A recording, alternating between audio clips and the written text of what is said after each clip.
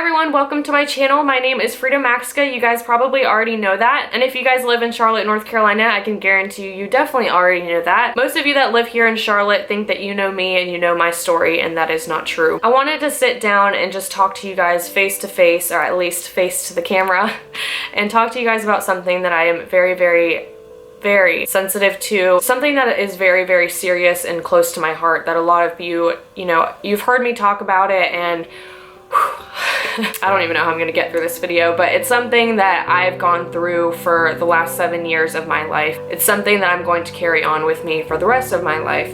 So for most of you, when you hear the name Frida Maczka here in Charlotte, I can guarantee you 9 times out of 10, it's probably not going to be something positive. Anytime that I go out in Charlotte, I almost always have a full face of makeup on. I almost always have my hair done.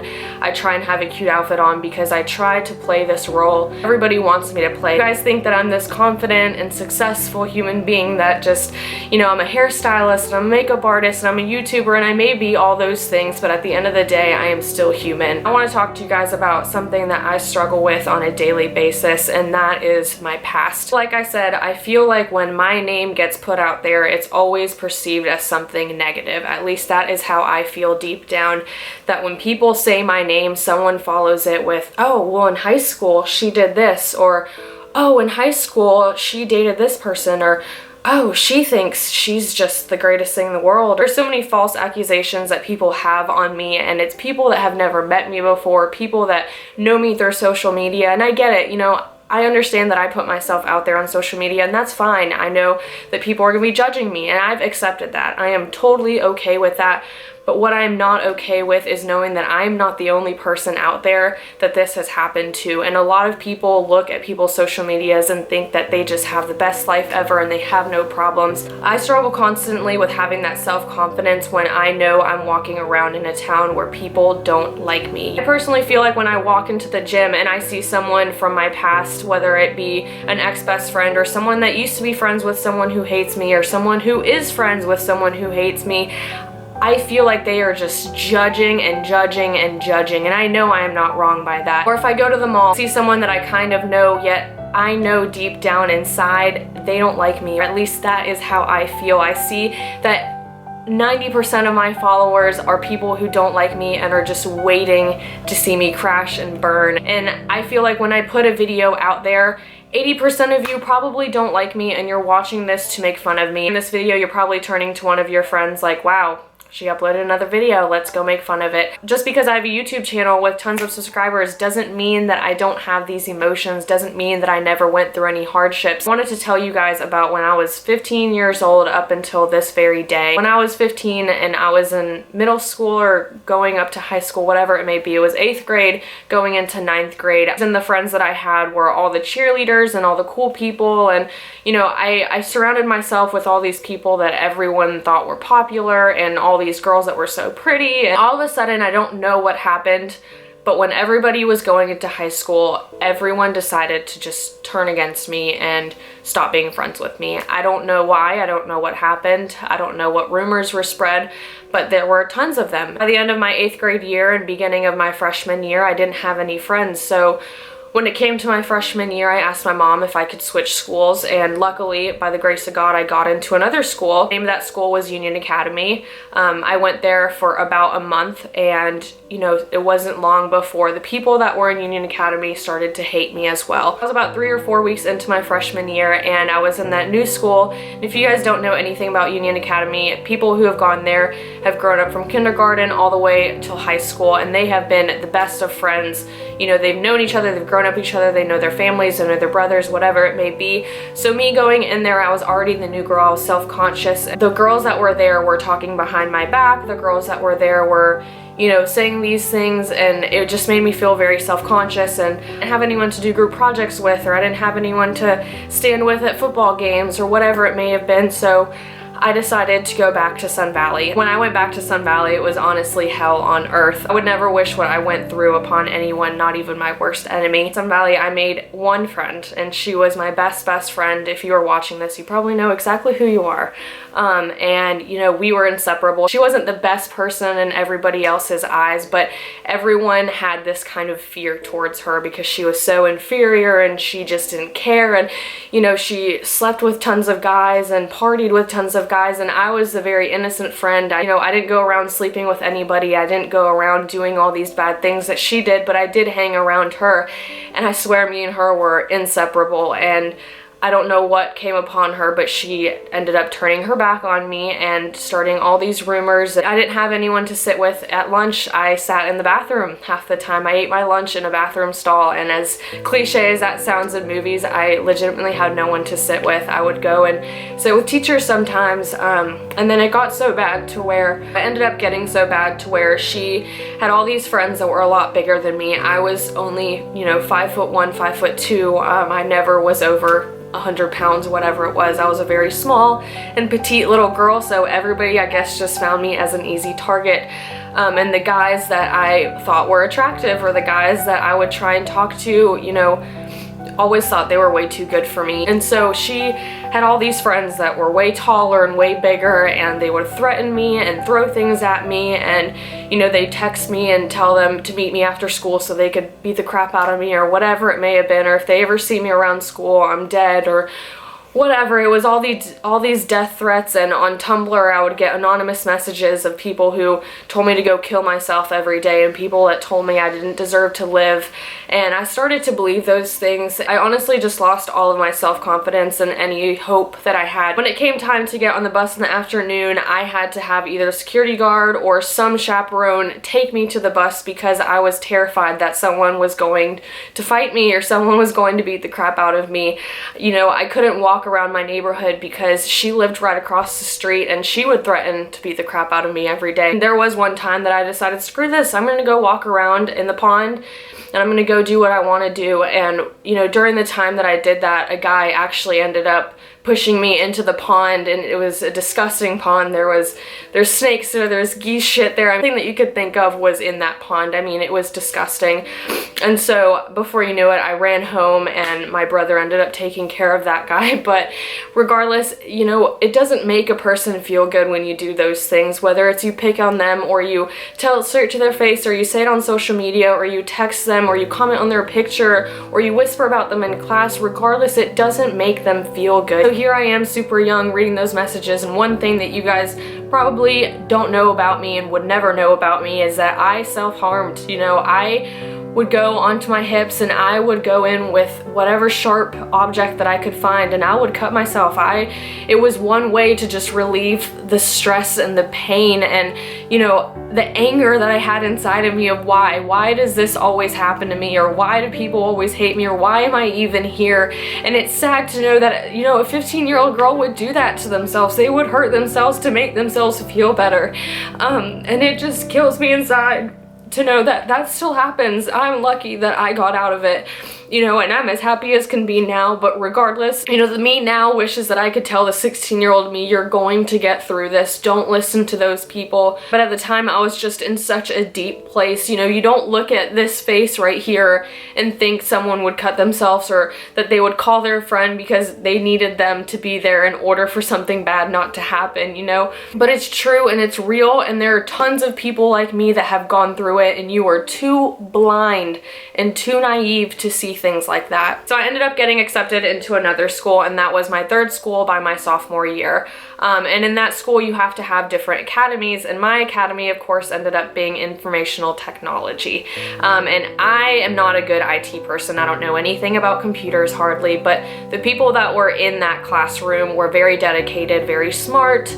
I guess you guys would call them the nerdy kids, but I personally just think they're very intelligent people. And I ended up getting made fun of by them because I was the stupid blonde in the class that didn't know, you know, anything. And by the end of it, I ended up telling my teacher, just don't give me the final exam. I don't care if I pass this class. I don't care if I pass high school. I don't care what I do, but don't give me that exam. And she said, Frida, you have to take the exam. So I literally just gave her back an empty exam, and I didn't care. You know, I didn't care about my grades. I didn't care about anything because I couldn't make friends to save my life. You know, I had 3 really good friends at that school by the end of my senior year. I was going through those 3 years. I made friends, I lost friends, and there was still always those whispers in the hallways about people who didn't like me or people that were judging me. I was too self-conscious to go to football games because I knew the second I showed up, it would get quiet. It was just dead obvious that no one liked me. I cried every day when I came home from school. My brother stayed in the room with me until 4 o'clock in the morning till I decided to fall asleep because I was too busy crying and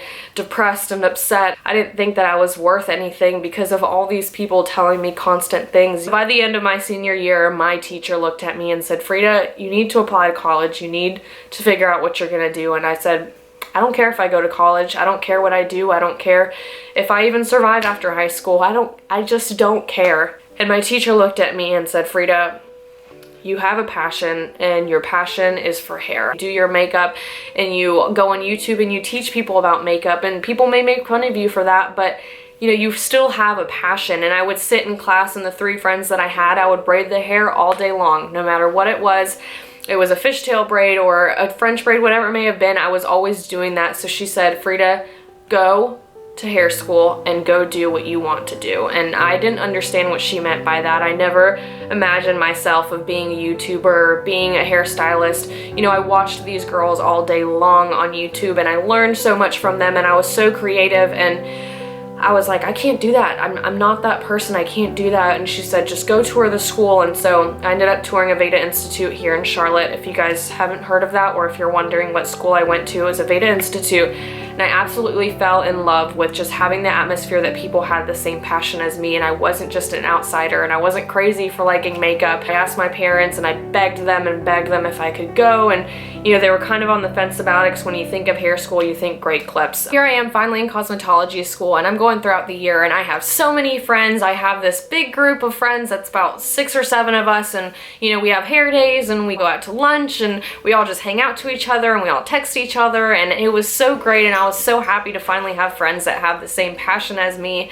And then all of a sudden the boy in our group ended up turning his back on me. He ended up just, you know, sending me nasty things and threatening me and telling me how he wanted to get me kicked out of Aveda and how I didn't deserve to be a cosmetologist and whatever it may have been. And here I am so happy in life that I finally found somewhere that I belong, and someone is trying to take that away from me. By take it away from me, I mean my friend Kaylee literally heard him say, let's beat the crap out of her tonight, you know, and we were in a parking deck, and he wanted to legitimately get someone to fight me, and he wanted to fight me, and he had this other girl that was best friends with him. I mean, they were like sidekicks, and all the teachers loved them. Everybody sucked up to them. My best friend Kaylee heard him whisper and say, let's do it tonight. And so Kaylee looked over at me and she said, I'm walking you to your car tonight. I'm like, it's no big deal, it's no big deal, it's fine, you know, I'm not scared. Let's just walk away from it, you know, keep going. And I tried to ignore this as much as possible. And so that night, you know, as soon as we open the doors to get out, he's like, I'm gonna kill you, da da da. He starts running, and so I start running as fast as I can with Kaylee behind me, and you know, I'm running up the stairwell trying to get away from this guy and his best friend who's so much bigger than me, and again, I'm terrified. And I get in my car, in front of my car, and he's in back of my car. I don't know what to do. I'm like, I can't run them over, but he's like, get out of the car, da da da, I'm gonna fight you, you're so scared, da da da da. And so I'm terrified, honestly. I'm like, I don't want to fight you. I'm not fighting you. I'm not. You're fighting your friend.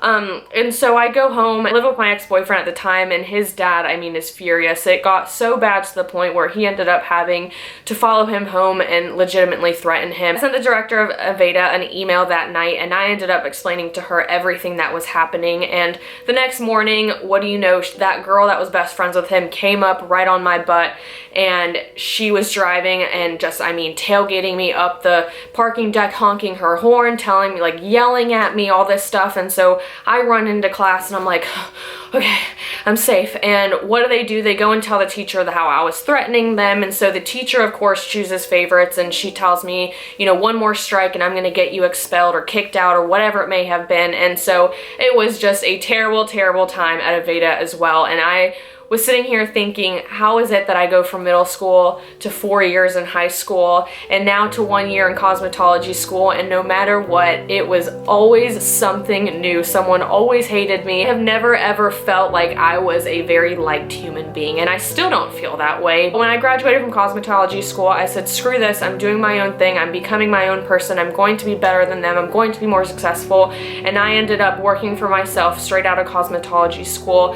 I ended up doing booth rental, and I'm a hairstylist. I make my own schedules, do my own taxes, whatever it may be. I am my own boss, and I decided after that, you know what, I'm going to do YouTube.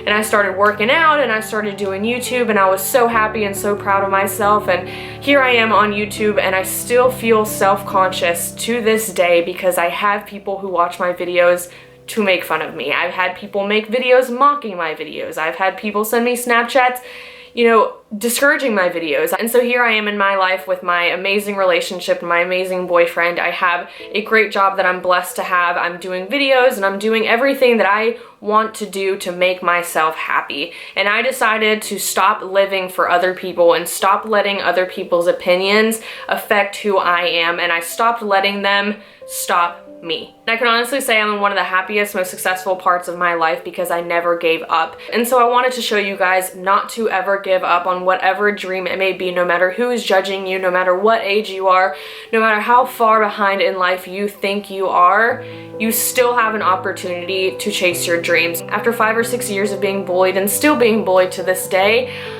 I don't care. I'm doing what I want to do because at the end of the day, it is my life. You aren't paying my bills. You aren't the one that's waking up in my body every day and doing the things that I want to do. And I've seen so many lives lost because of bullying and because of your smart little snickering comments that you want to make, or those little messages you want to send behind the computer screen, or those text messages you want to send. Whatever it may be, it can ruin someone's life, and it can ruin an entire family, and it can ruin their friendships with other people because you are being selfish and you are being immature and you are putting someone down in order to make yourself feel better. And that is so pathetic to me that people still have to go through what I went through for the last 6 years. I still go through it. At this point, I don't care. But it's the people that are 13 and 14 and 15 that are getting made fun of for contouring, or it's the boys that are getting made fun of because they want to play with makeup, or the boys that are getting made fun of because they don't want to play football and they want to play soccer. Regardless, I want to let each and every single one of you guys know that you have a chance. You guys have one life, and I want you to make it the best life possible, and I want you to chase your dreams and do whatever you want to do that makes you happy, because at the end of the day, those people don't matter. The ones in middle school, the ones in high school, I don't see them. And if I do see them, I look at them and I'm like, wow, it must really suck to not be doing anything with your life and still be miserable, hating me, and have so many emotions towards me from years ago. I mean, you are carrying so much hate and projecting so much hate from freshman year. Like, how can you possibly have that much hate inside of you? And that makes them a miserable person.